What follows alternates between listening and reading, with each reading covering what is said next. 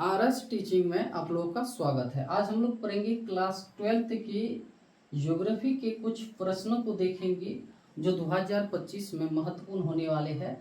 तो चलिए, एक नंबर क्वेश्चन क्या कह रहा है? कह रहा है स्वेज नहर किन दो निकटवर्ती पतनों को जोड़ती है। तो पहले आप स्वेज नहर के बारे में ठीक तरह से जान लीजिए। ये जो स्वेज नहर है यह एक कृत्रिम नहर है, इसको बनाया गया है, ठीक है। और ये नहर कह रहा है स्वेज नहर भूमध्य सागर और लाल सागर को जोड़ती है। एक तरफ है जाके क्या भूमध्य सागर, क्या है भूमध्य सागर, और एक तरफ है जाके लाल सागर, ठीक है। तो एक तरफ है भूमध्य सागर और एक तरफ है लाल सागर। तो कह रहा है ये निकटवर्ती पतन, तो पतन जो होते हैं ये किन पतनों को जोड़ती है। तो एक है ये भूमध्य सागर में क्या, तो पोर्ट सईद, और दूसरा है सवेज, ठीक है, पोर्ट सवेज। ये दो क्या है निकटवर्ती पतन है। और ये सवेज नहर जो है क्या है, तो कृत्रिम है, ठीक है। कृत्रिम क्योंकि इसको बनाया गया है। इसको बनाने के लिए जो इसका जो बैठक हुआ था, यानी इसका जो निर्णय लिया गया था वह कब लिया गया था, तो 1800 यहाँ लिख देते हैं 1858 में इसका निर्णय लिया गया था। और ये बनकर कब तैयार हुआ था, तो 17 नवंबर 1869 में ये बनकर तैयार हो गया था, ठीक है। इस दिन इसका यानी क्या उद्घाटन, जिसको कहते हैं उद्घाटन हुआ था। और ये स्वेज नहर की जो लंबाई जो है, स्वेज नहर की लंबाई जो है कितनी है, तो 193.30 किलोमीटर इसकी क्या है लंबाई है, स्वेज नहर की लंबाई। और इसकी जो लंबाई जो है 193.30 किलोमीटर, तो गहराई भी तो है, तो गहराई है जाके 24 मीटर इनकी गहराई है। और ये नहर जो है एशिया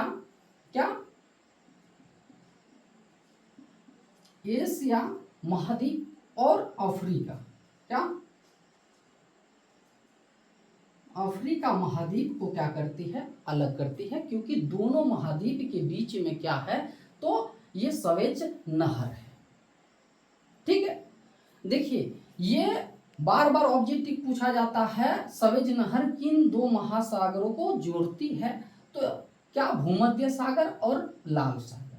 और आपको पूछेगा इनकी लंबाई कितनी है, तो 193 पॉइंट यानी कितना 30 किलोमीटर, और गहराई कितनी है, तो 24 मीटर, ठीक है।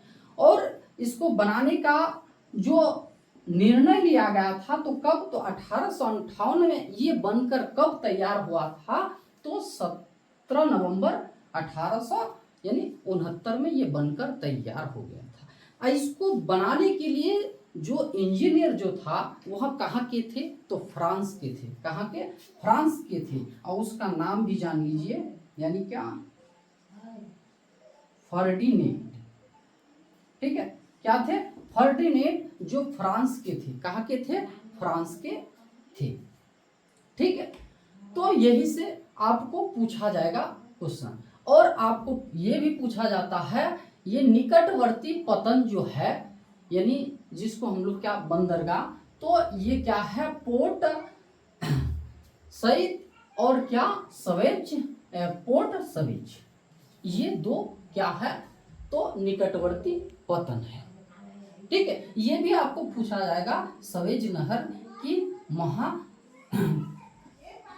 को यानी क्या करते हैं, अलग करते हैं, तो एशिया और अफ्रीका, ठीक है। चलिए, ये क्वेश्चन हो गया। दूसरा क्वेश्चन देखिए क्या कह रहा है, चिकित्सा पर्यटन को परिभाषित कीजिए।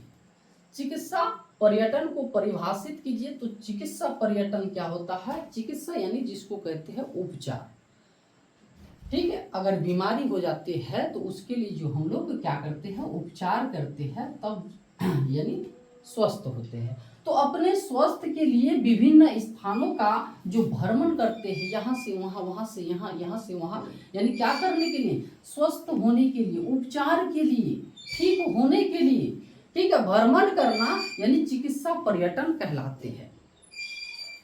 आप कहाँ गए तो बेंगलोर गए, वहां से कहाँ गए तो आप चले गए जाके मुंबई चले गए, वहां नहीं हुआ तो अमेरिका चले गए, ठीक है।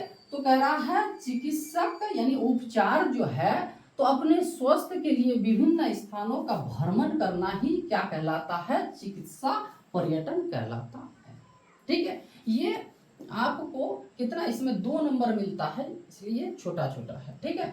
चलिए, खनिज आधारित उद्योग से आप क्या समझते हैं। खनिज यानी खनिज किसको कहेंगे, जिसे हम यानी भूगर्भ से खोद कर यानी निकालते हैं, उसी को खनिज कहते हैं। तो खनिज से यानी कौन कौन से ऐसे फैक्टरियां हैं जो खनिज पर ही निर्भर होते हैं। अगर खनिज नहीं होगा तो वह उद्योग या फैक्ट्री बोल सकते हैं, तो फैक्ट्री नहीं चलेगा। तो कह रहा है खनिज आधारित उद्योग, जो उद्योग खनिजों पर आधारित होता है, खनिज आधारित उद्योग कहलाते हैं। जैसे यानी क्या, लोहा या फिर इस्पात उद्योग जो है, लोहे के बिना ये उद्योग नहीं चलता है। एल्युमिनियम उद्योग, तांबा उद्योग, ऐसे जो उद्योग है इसको हम लोग क्या कह सकते हैं, खनिज आधारित उद्योग कहेंगे, ठीक है।